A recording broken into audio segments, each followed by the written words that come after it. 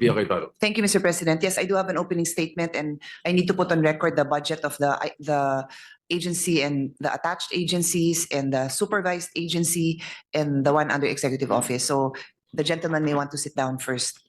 There are lots of numbers that I have to read. It's okay. Mr. President, I am ready to sponsor the budget of the Department of Social Welfare and Development, the Office of the Secretary, with a total new appropriation of 224,531,789,000 pesos, and the 5 attached agencies, the Council for the Welfare of Children, with total new appropriations of 202,625,000 pesos, the Juvenile Justice and Welfare Council, with a total new appropriation of 133,058,000 pesos, the National Authority for Child Care, with a total new appropriation of 747,467,000 pesos, the National Commission of Senior Citizens, with a total new appropriation of 3,596,953,000 pesos, the National Council on Disability Affairs, with a total new appropriation of 187,216,000 pesos.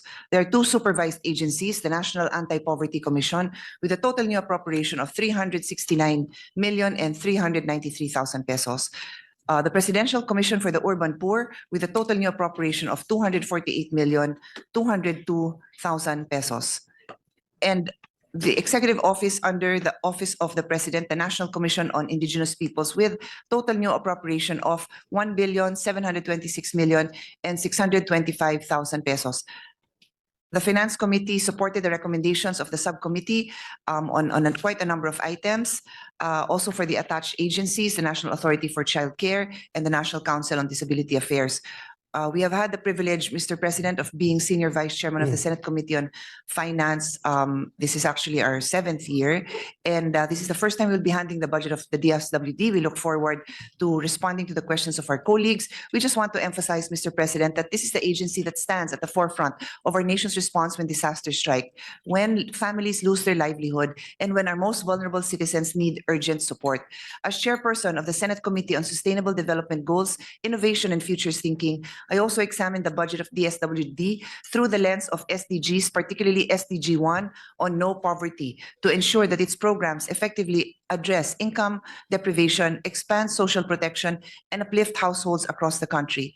Anchored in futures thinking, we aim to proactively shape a resilient Philippines by advocating for bold, sustained investments that future-proof our social protection systems, create diverse and sustainable livelihood pathways, and guarantee truly equitable access to health, education, and essential services for this generation and the generations yet to come. Our budget also seeks to be aligned with the following SDGs: SDG 1 on no poverty, SDG 2 on zero hunger, SDG 5 on gender equality, SDG 8 on decent work and economic growth, SDG 10 on reduced inequalities, and always SDG 17 on partnerships. The DSWD remains central in upholding the dignity and well-being of the Filipino people. By investing in social protection programs, we are not merely extending financial assistance, we are breaking cycles of intergenerational poverty, enabling families to build sustainable livelihood and empowering vulnerable people to fully participate in our country's development. I would like to take this opportunity to acknowledge DSWD's hardworking frontliners, social workers, volunteers, and community organizers who serve often under difficult conditions, yet remain steadfast in their mission to serve with compassion and integrity. With this, I'm ready to accept questions from my colleagues, Mr. President. Thank you. All right. Senator Erwin Tulfo is recognized as manifested by the Majority Leader. Thank you, Mr. President. Thank you, Madam Chair. Madam Chair, Mr. President, ang lagi pong tinatanong sa DSWD, ito pong Pantawid Pamilyang Pilipino Program. Naging controversial po ito nung nagdaang taon, pero mukhang inaayos naman po ng administrasyon. Tanong ko lamang po, Mr. President, kumusta na po ba ang ating 4Ps? Ilan na po ang nakatawid? Kasi sabi nga Pantawid Pamilya Pilipino Program. Ilan na po ang nakatawid sa 4Ps? Ano pong support o transition programs ang binibigay sa mga existing households para hindi na sila bumalik sa kahirapan, Mr. President, Madam Chair?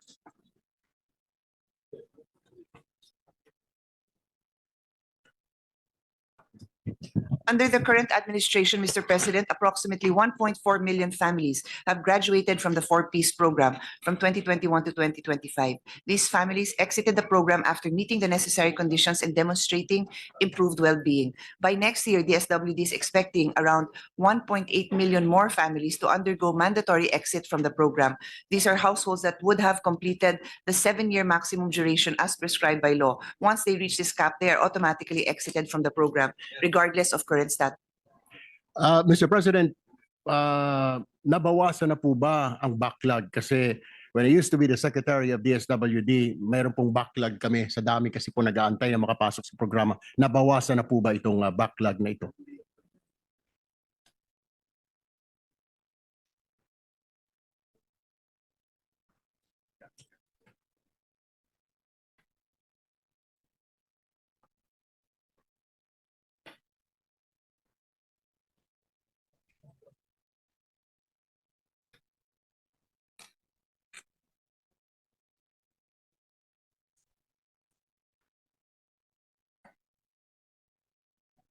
Okay, thank you. Mr. President, there is going to be a transition to the CBMS data. This is the community-based data.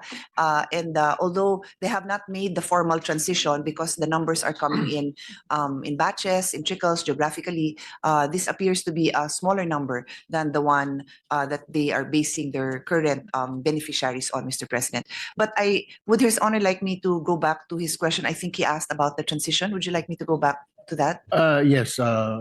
So the Madam transition plan for the 4Ps is the SLPs, the Sustainable Livelihood Programs. And what is heartwarming and uplifting about this data is that 92% of the SLP beneficiaries come from the 4Ps household, meaning after sila natulungan ng kumbaga pang survival mode nila, they have been able to transform themselves and become beneficiaries of our sustainable livelihood and earn an income for themselves. 92% yung ito, Mr. President. And this is what we consider our transition program. Thank you, Mr. President, for that answer, Madam Chair. Now, my next question is, well, actually, I would like to commend, Mr. President, this committee for increasing the budget allocated for the establishment of 5 regional Bahay Pag-asa from 75 million under the GAB to 275 million in our committee report. Ito po bang 275, Ginoong Pangulo, Madam Chair, ay para sa konstruksyon ng mga bagong pasilidad ng DSWD?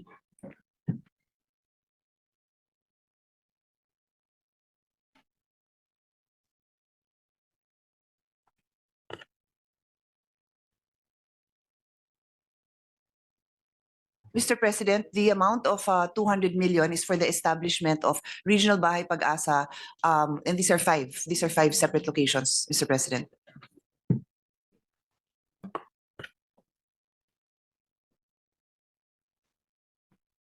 Okay, thank you, Madam Chair, Mr. President. Also, Mr. President, I would like to commend this committee for increasing by 8.2 billion the budget allocated for social pension for indigent senior citizens. 663,000 wait-listed beneficiaries ang sinasabing magbe-benefit po dito. Ilan na po ba ang total number of beneficiaries ng programa, Mr. President, Madam Chair? His Honor is correct. The added amount will be able to support additional 663,460 eligible senior citizens.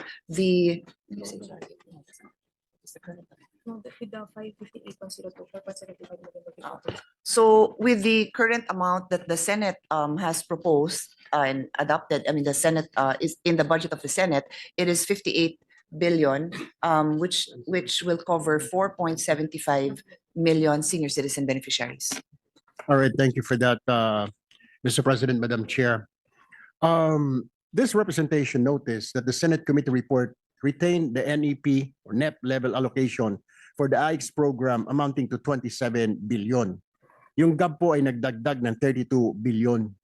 Bakit hindi po ito na-adapt ng committee? Kasi thinking, Mr. President, Madam Chair, hindi na po natin, ito pong AIX na ito, ginagamit po ito hindi lamang po kung may bagyo, may kalamidad. Marami pong gamit ito. Nandyan din po kinukuha ng DSWD, educational assistance, ika nga tuwing pasukan o burial, medical. Marami pong pinagagamitan po ito.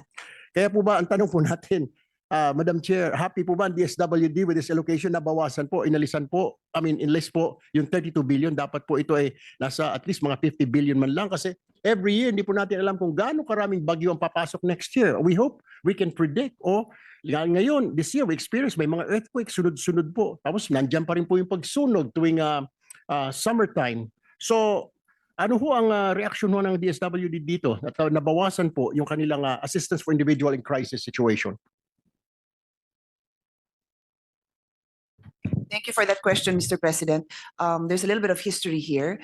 In the first submission of the subcommittee to the Finance Committee, we recommended the NEP amount indicated, the NEP amount of the budget, which is 27 billion. Di ho natin binabaan yung NEP. Let's be clear about that. No, we did not reduce the amount in the National Expenditure Program. What we didn't do is we didn't adopt the House version. And there are a couple of reasons for this, Mr. President, but to summarize it, there has been a lot of clamor for institutional-based interventions, that the assistance that would be given to the assistance that we all recognize are much needed by the vulnerable populations, the different vulnerable populations, be targeted to them in different modes, for example, through healthcare interventions, through educational interventions. And this, Mr. President, is considered to be more people-centered and sustainable. So that was the initial recommendation. And then succeeding events happened, which, sorry, let me add, Mr. President, I had also discussed with the Secretary that there had been reports of the non-delivery of the amount, the full amount, to the beneficiary. So in other words, if there's a payout and the amount to be delivered per beneficiary is 3,000 pesos, there were reports that they would be getting less 1,000, less 500, and this representation was very much concerned that this might be another catastrophic example of graft and corruption happening directly on the ground. So we did not feel comfortable recommending this because there really are reports of this nature. And then the Bagyong Tino and Uaw happened. And we really saw also that the need for direct intervention still existed. And so we took it up with the finance chairperson, and we recommended that we not reinstate because we never removed any funding, that we increase the delivery of AX. Plus, we also have a lot of colleagues who we have colleagues who are from different areas in the Visayas and Mindanao, and they really express the need to deliver more support by way of assistance to individuals in crisis situations, AX in other words, and therefore we changed our recommendation, Mr. President. But that is for the body. During the caucus, this representation expressed to the body that it is for the body to make this decision to amend this budget. So we can do that, Mr. President.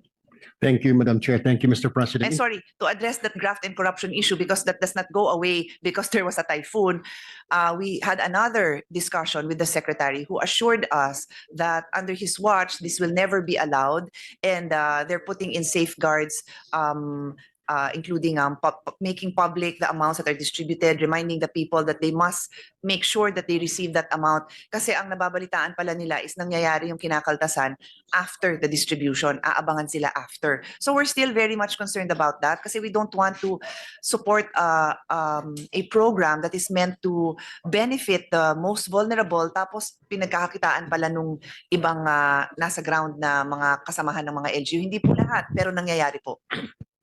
Thank you very much for that, Madam Chair, Mr. President. Mr. President, in closing, I express my full support for the social welfare budget and the additional allocation sana for the assistance to individual in crisis situation. Our nation stands on the front lines of uncertainty, Mr. President, Madam Chair. Year after year, we face typhoons, earthquakes, floods, fires, health emergencies, and other unforeseen catastrophes that test the resilience of our people. We cannot predict how many crises will strike us next year, Mr. President, or how many families will be left in need. But what we can do is ensure that our government is prepared. The AIX program, Mr. President, is not merely a budget item. It is a lifeline. It offers immediate help to victims who have lost their homes, livelihoods, and loved ones. It provides dignity and hope during their darkest moments. Underfunding this program means turning our backs on those who rely on timely and compassionate government assistance when crisis hits. By supporting this budget, we affirm our commitment to a responsive, humane, and proactive government, Mr. President, one that stands ready to protect its citizens no matter what challenge lie ahead. Let us not wait for the next disaster to remind us of the importance of preparedness. Today, Mr. President, we have the opportunity to strengthen the safety net that millions of Filipinos depend on. For the sake of every Filipino family whose life may change in an instant, I respectfully urge the approval of the social welfare budget and the increased funding for AIX, Mr. President, Madam Chair. Maraming salamat po. Magandang umaga sa inyo lahat.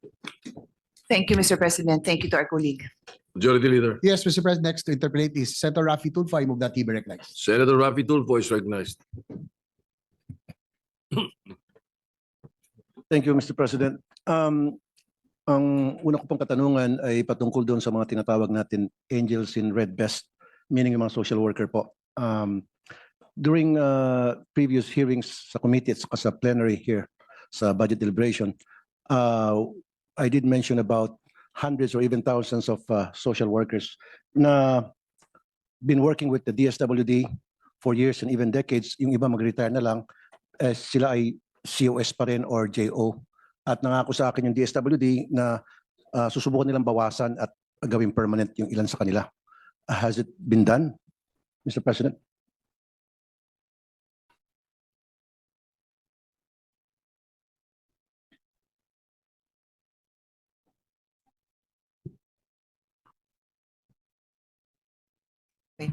Mr. President, according to the Secretary, DBM has provided DSWD with 5,000 plantilla positions, so they are now processing it. Oh, thank you. Thank you, Mr. President.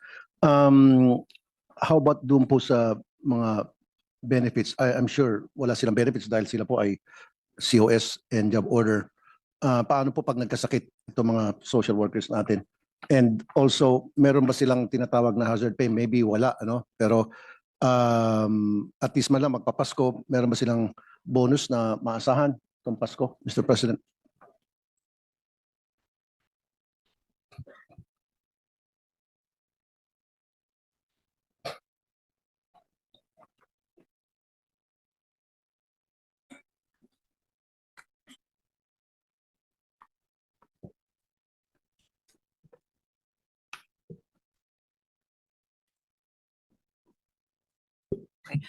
So, Mr. President, of course, when the 5,000 that are regularized, when their papers are processed, then they will get the full extent of the packages provided by law. But in the meantime, those that do not have, those are not regularized, they still give them whatever the law allows them to provide, and that would include the usual 13th month pay, the PhilHealth benefits, and then they also have a premium of 20%, which the law allows them to provide.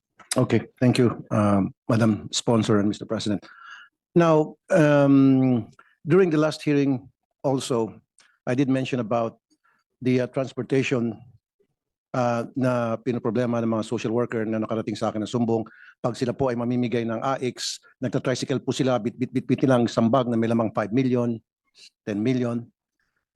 Na-address na ho ba yun? Meron na ho ba mga sasakyan, yung mga social worker natin pag namimigay po sila ng AX? O hanggang ngayon po ay nagta-tricycle pa rin sila?